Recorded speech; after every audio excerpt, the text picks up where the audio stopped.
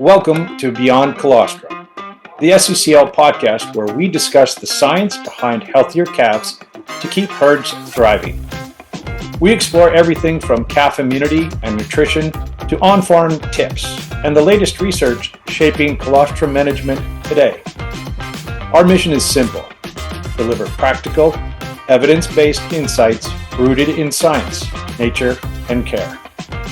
Turn up the volume and let's go beyond the basics. This is Beyond Colostrum.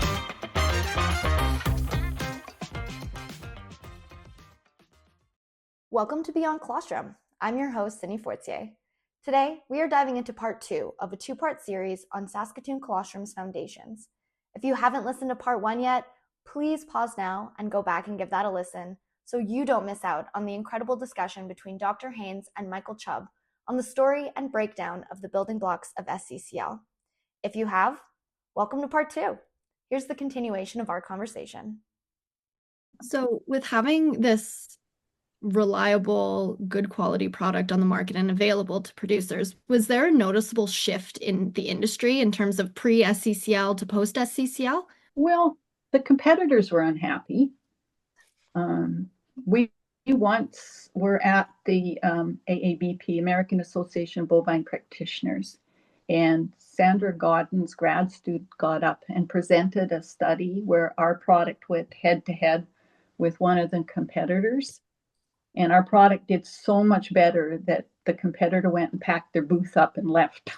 They didn't stay for the rest of the meeting. And so, I think we raised the bar for competitors. And I think it has changed the way a lot of farmers handle their calves. Like in the bad old days, you had to get colostrum out of that cow, no matter what time, day or night, no matter if she was trying to kill you, no matter, if it was a heifer and she had very little, you had to get it or the calf was going to fail. And so, but now there's convenience, there's leisure. You can say, I'm watching, she's going to calve. I'm going to get the product all ready and I'm going to feed that calf. And then I'm going to mess with the cow after that. And worry about trying to get the calf to suckle because I'll make sure that I get a volume in that the calf, and I'm talking the beef people too. And I was very surprised at first when dairy farmers were wanting to use the product. I was quite surprised. That was one of the biggest surprises of the whole thing because I thought no dairy farmer's ever going to need to use it because they have lots of colostrum. And they do and they don't. They have colostrum, but to have the convenience of colostrum that is clean, that you know how much IgG is there, that you can give to the calf instantly, that is a whole, that you don't need to test. You don't, So yeah, the convenience of, I think, having the product has changed husbandry practices in a lot of farms. What do you think, Michael? Has it? I'd definitely say you've got an ever increasing number of dairy producers that have read the literature that you were instrumental in, creating at the get-go. And with each new generation, there's more and more adoption. And I think with more publications by people like Sandra Godden and other influential researchers, it's really hard to ignore that you can actually intervene in the neonatal period very successfully and actually see benefit from your intervention. And I think a lot of farmers historically who said, I've got free colostrum. What do I need you or the powder? But you can now demonstrate clearly with lots of people's studies that the intervention does lead to less sickness, less treatment cost, better average daily gains, sooner to be weaned. And if you have enough patience, you can watch her grow on to be a better producer. So I think there's a lot of adoption. New countries, they're always like the old country here in Canada before you started. Yeah, this is actually a good question for you, Mike. So we have this Canadian company, Canadian Colostrum. We source from a bunch of different countries. Where did you see the opportunity in terms of taking this global and really making that effort that you have in your tenure as CEO? I mean, I remember that one of the first questions that Deb asked me when I was considering this role, and her question was, what's really important for you about this company? And I said, well, the people are fantastic, and it's here in my home city, and the science seems really solid. And she said, the science is why this company is. And I was really um, heartened by that, especially after looking into the other products that were in the American market. I definitely smelt opportunity to drive a higher scientific value proposition into the market. And it's really nice to lead from a position of factual, scientific, I'll say superiority, but certainly better than many feeds that don't have the same level of validation or efficacy testing. I think when I first learned of the feed and bleed, as in you produce X amount of kgs and we have to take a sample and we have to feed it to a wet calf and demonstrate passive transfer was actually successful by taking blood 24 hours later, that's the rock. That's the rock that we built everything else on, including all other applications beyond passive transfer support mechanisms.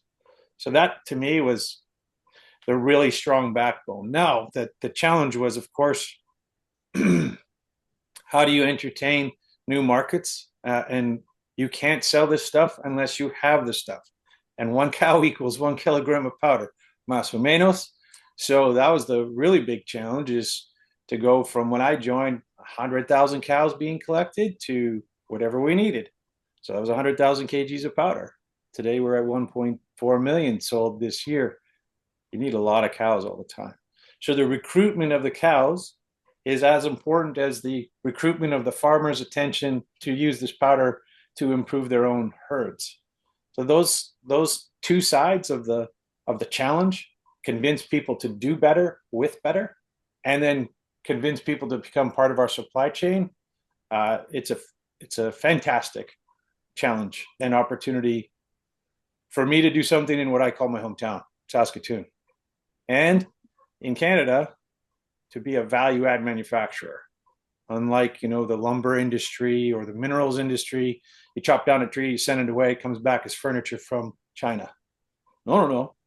We're getting the raw from Canada, from America, from Scotland, from Netherlands, bringing it here, adding value, turning it back out to be of real value to producers and vets in many countries. To me, that's a huge opportunity to tell a really good story and to evangelize producers that they can actually do better, like Deb demonstrated in the past. So I'm just building on Deb's original work to get that message out and to see people adopt these applications. Mm-hmm. Yeah, so like you said, we're building off of Deb's original work and everything like that. So what are the gaps in literature and research and science that we're looking at now in order to better serve producers and better inform? So I mean, originally everybody knew, you used this powder if you were so unfortunate as to have a dead cow and she had nothing to give because she was no longer with us, or it was super late at night and minus 40 in northern Alberta, the convenience factor. Or maybe you could understand that the heifer only gave so much volume, so you probably realized you could improve calf outcome by creating some more volume. Those were the traditional, original sales reasons. And today, we've gone from 3 key reasons to now we're at 12 reasons. And those reasons aren't just created out of our imagination. They've been created through investment in time and energy in collaboration with various universities that have primary science students, masters and PhDs and postdocs that are interested in neonatal calf care, specifically colostrum. Sometimes colostrogenesis, how it's made, sometimes applications of that colostrum. So we've spent a lot of time and money over the years with the University of Guelph and some people in Minnesota and some people in Edinburgh to demonstrate now the value of post day 1 feeding or transition milk from the 24th hour to the 14th day. And back when we started this, say 2015, 16, a lot of people were dismissive of the potential value of applying this powder they always knew was important in the first 24 hours, but couldn't conceive why it would be so important in the subsequent 7 days or 14 days. And there's been plenty of research now beyond us, replicated by other parties, and frankly, copied by competitors now, that we've demonstrated there is huge value in post day one supplemental to the normal nutrition, whether it's milk replacer or hospital milk, that there is true value. And that gap was one actually that was introduced to me early on by Deb and Dr. Akers, my predecessor, because when I joined, there was a mountain, well, a mountain of our lower grade material called C grade. And at the time, we didn't have a lot of use for it because we were selling the high grade, the A grade, if you will. So it was actually an economic reason for us to figure out how do we use this positively to the outcome of, a producer, dairy or beef. And there's plenty of fat in it, as Deb had also pointed out. So we've spent time and money with other researchers, not private research, but leveraging university research activities, people pursuing their masters and PhDs to answer these primary questions. How does it work? Why does it work? When doesn't it work? What amount works? What conditions can it benefit?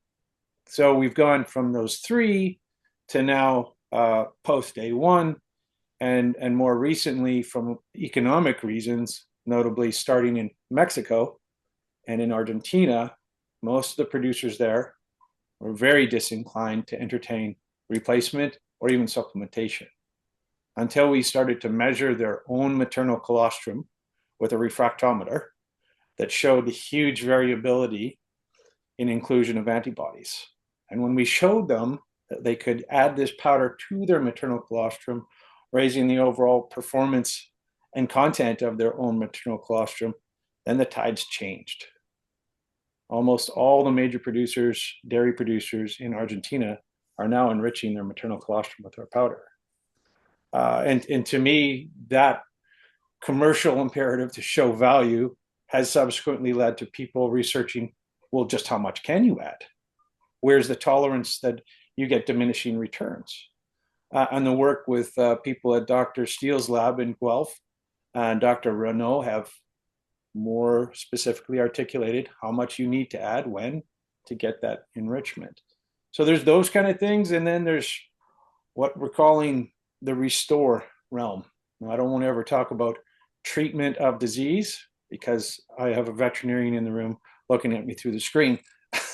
But I can say that we've recognized there are many stress conditions that a calf will experience, whether it's too hot, Central Valley, California, or too cold, Northern Alberta, where Deb's from, or in a situation where the calf is just recovered or is just recovering from a long cross-country drive to a calf ranch, or it's been suffering from a scours incident for various reasons at ages beyond 1 day. Calves can suffer from scours out for various periods of time. And all of those are gut distress creating situations. And the role of bovine colostrum in creating a, let's say, optimally operating gut in any mammal is well understood.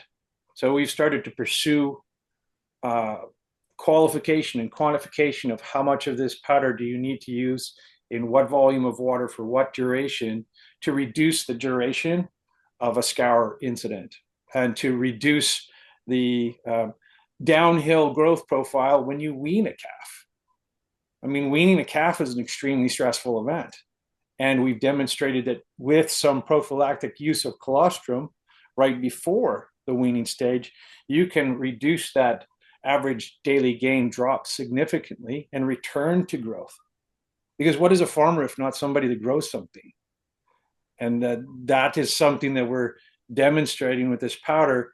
It's a management tool that you can help yourself, help your calf get through many stressful situations. So you asked about gaps, Sydney. Those are the gaps we're now seeing people pursue at Cornell, at Guelph, UC Davis, Edinburgh, Glasgow, Massey University down in New Zealand.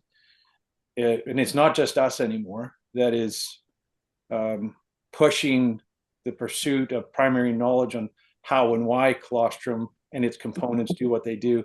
There's a lot of people. The publications keep popping out in the Journal of Dairy Science every month. Yeah, it's such an important point that like colostrum, it's not just antibodies. While it is so important, and we have this very important tool to be able to make sure that our calves are not only primed to survive, but also thrive in whatever condition that they're in, that there's also opportunities if, yeah, with the post day one, I've been reading a lot of interesting papers about even calves who have failure of passive transfer. If they are able to get a post day one treatment, they are better able to succeed and thrive compared to a calf with failure of passive transfer that didn't receive any colostrum whatsoever post that event. Yeah. So, yeah, it's one of those things. The more you learn and the more you know, the more you look for information, the more questions are just going to come up. So, really, we've been involved in for 30 years with the quality product, and it feels like it's just the beginning, really. An interesting question for both of you, actually. Speaking of literature, I did see that still in the dairy industry, we're still seeing about 20% of calves with failure passive transfer. And in the beef industry, it's a little bit higher. It's about a third of calves are still not quite meeting those like colostrum requirements. What would your recommendations be to producers to kind of close that gap or better manage colostrum from a dairy, beef, or both perspective? Go ahead, Dan. Well, there's, I guess, a few elements that for successful passive transfer. They have to be fed early. Anything past the first hour or two, the amount of absorption of the antibody into the bloodstream falls very fast. And if you go beyond 6 hours, your chances of achieving a decent passive transfer get very slim. So they have to feed early. Calves absorb best if they are fed in small volumes. And so, you don't want to be feeding massive volumes. However, the most important thing is the total amount of the IgG. So you've got to feed them the grams of IgG. If they're not fed, and in the beginning, people were, so cost conscious about the product because they weren't used to paying anything for colostrum. They wanted to feed them, too low levels of IgG. So we really struggled to get people to feed enough. And so I think the understanding has to be that the mass of IgG that the calf has to consume has to be enough. You can't feed for minimum amounts, and especially if a calf is compromised, especially if they're cold, especially if they're small, especially if they're dystocia. So they've got to feed enough, they've got to feed fast. And however, even calves with failure of passive transfer can thrive if they are given post day one colostrum, as Michael has been speaking of. And he's speaking of a situation, I think, in which, you're just giving small amounts every day in the feed. But think about it. That is how colostrum actually protects animals. You feed on day one, and then the IgG gets resecreted in very small amounts onto the gut surface and a little bit into the nose. So by feeding small amounts on a daily basis, you can actually overcome the impacts of failure of passive transfer. And we know this firsthand because we've raised, along with one of the vet biologics companies for testing vaccines, we colostrum deprive the calves so that they don't receive any maternal colostrum. And then we feed, after their gut closes at 24 hours, they're fed substantial amounts of colostrum in their milk replacer. Those calves are as healthy as any calf you'd ever want to see.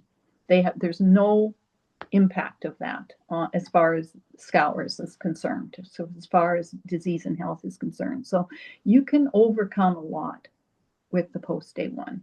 But of course, that's a lot of trouble compared to just getting it into them early and getting in the mass of colostrum that they need. Yeah, Absolutely. I think the lesson for sure is always early and as much volume as your little creature can handle. And it doesn't have to be our powder. It does have to be whole, clean bovine colostrum. And we've seen producers that do have the discipline to properly manage their maternal environment to maximize passive transfer with the maternal colostrum. But that's not highly frequent.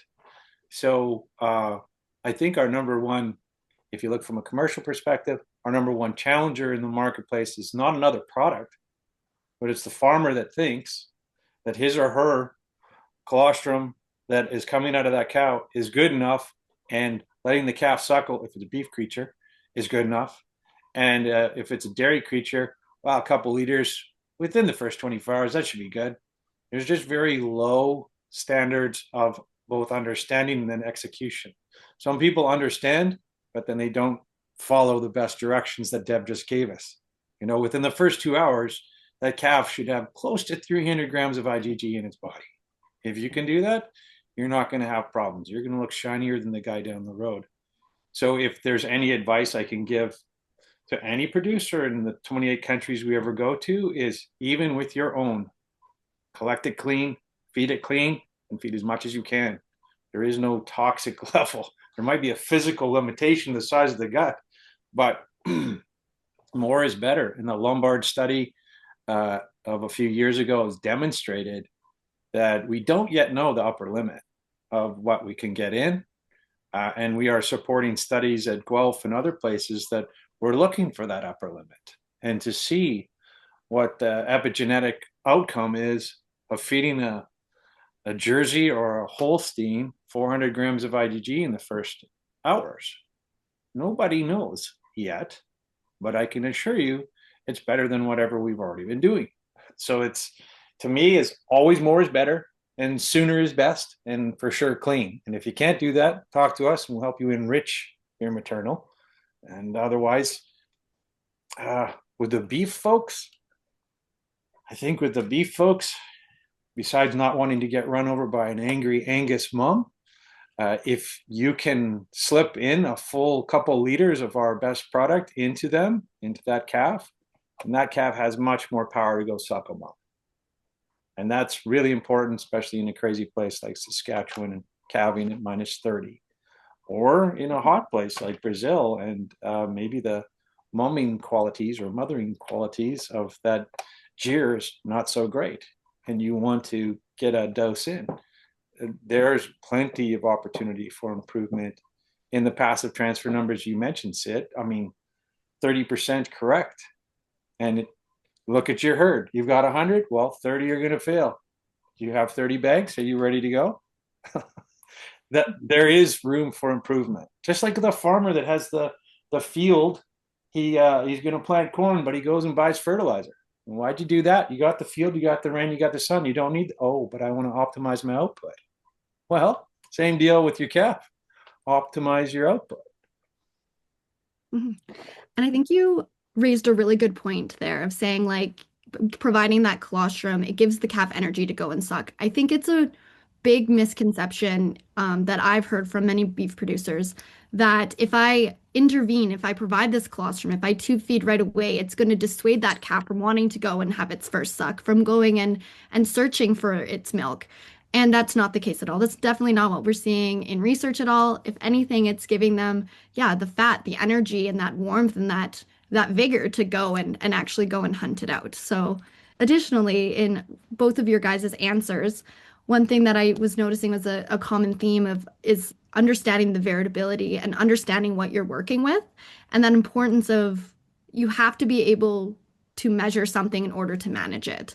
So really, looking at your colostrum and your colostrum level so that you can make informed decisions about how much my calves are actually getting, what goes where and who to feed and all that kind of stuff. It's important to get your refractometer and all that kind of stuff and keep those records and to be able to really make decisions that matter, to be able to get your calves to reach their optimum phenotypic success. Yeah, on the subject of variability, we've talked about and alluded to the fact that colostrum is very variable from cow to cow in how much IgG there is per liter delivered.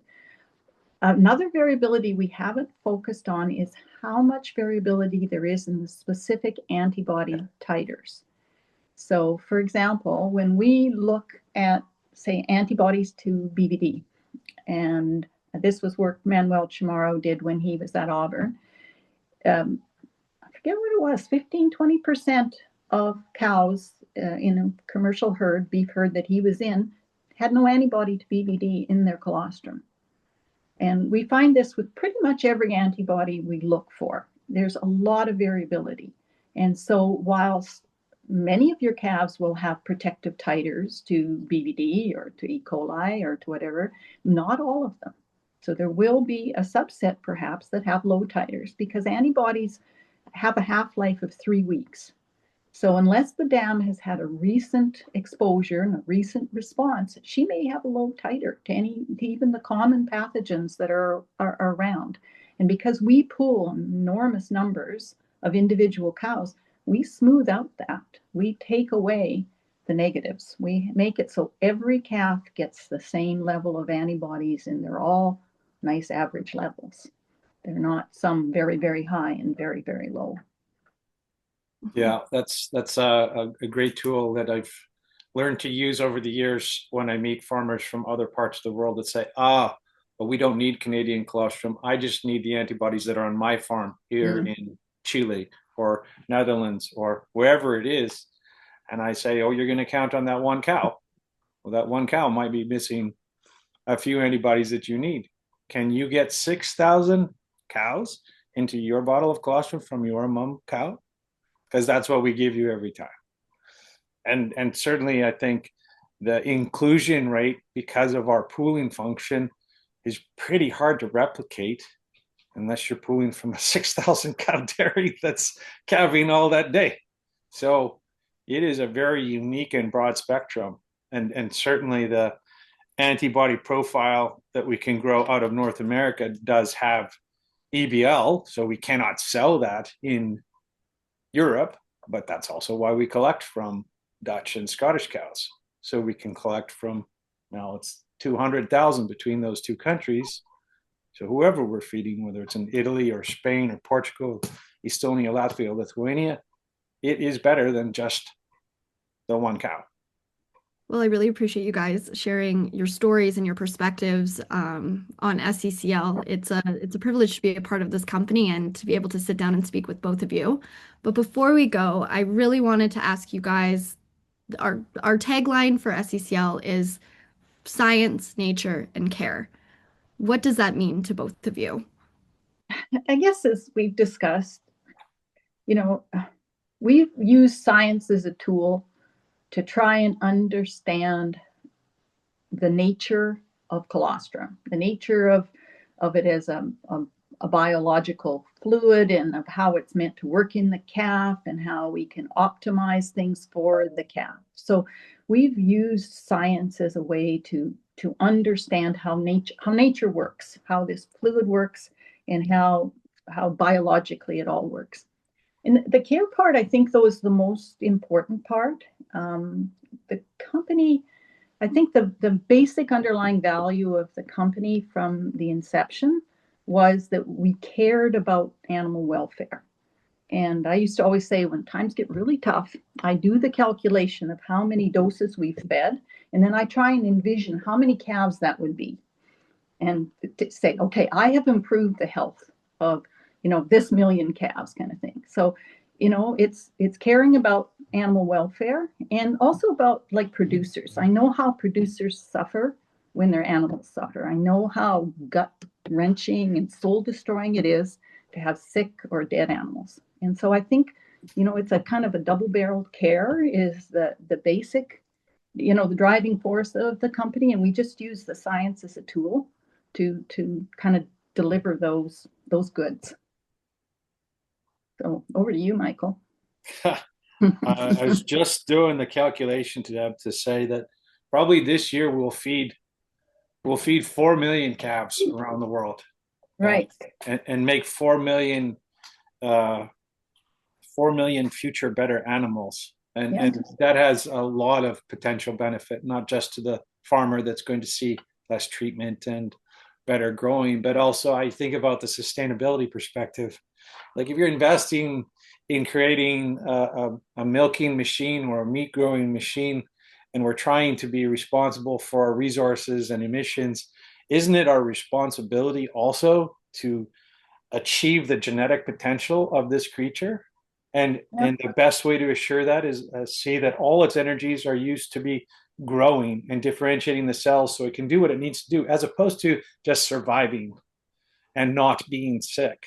So to me, that's the real value of, and gets me fired up, of what we've learned through our scientific leverage and investments, is to demonstrate to a producer that he or she can care in an effective way with this powder to make their outcome better, and all the outcomes: economic, biological health, the well-being of the creature. And frankly, in a lot of situations, we've seen the health and welfare of the people that care for the calves. As you said, Deb, people that are dealing with piles of dead calves and calf ranches are not healthy and are not well, and overall quite sad. So the opportunity to have a tool that we can provide to them that actually makes their day better, their business better, the calf better, man, that's motivational. And I mean, that ties that science with its natural product to the care function. And all these applications that I talked about, it's all about using this as an additional way in different situations to care well for an animal. So that's how, to me, those three words tie together. Yeah, couldn't say it any better myself. It's inspirational. But with that is a wrap on our first episode of Beyond Colostrum. A big thank you again to Michael Chubb and Dr. Debbie Haines for sharing the story behind SCCL and our vision for the future. If you've enjoyed today's conversation, be sure to subscribe and share this podcast with your network. Until next time, keep your herd thriving with science, nature, and care. Thank you for listening to Beyond Colostrum, an SCCL podcast. For more insights, resources, and to see our products, visit sccl.com or check the show notes. SCCL has proudly supported producers worldwide for over 30 years, driven by research and innovation. Until next time, keep your herd thriving with science, nature, and care.